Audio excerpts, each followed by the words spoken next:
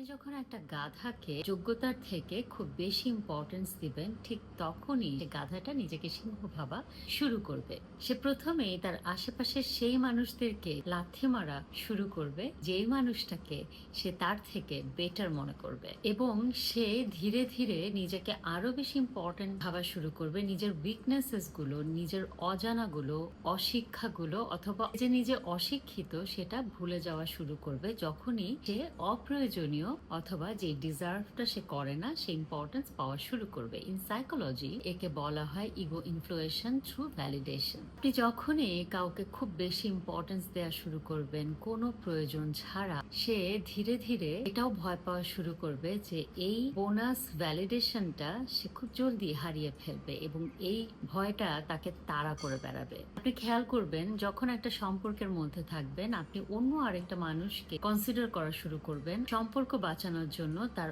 অনেক অযৌক্তিক কথাবার্তা, আচরণ আপনি মেনে নিবেন। ঠিক তখনই সে মনে করবে আপনি উইক, এবং একটা সময়ে সে মনে করবে যে আপনি তার পাশে থাকার যোগ্যই নন। একটা সময়ে আপনি ভাবা শুরু করবেন আমার সাথে এটা কেন হচ্ছে, আমি তো কখনোই কোনো খারাপ কিছু করিনি। সত্যি বলতে অপোজিটের মানুষটার কিন্তু পুরোপুরি দোষ না, দোষ আপনার।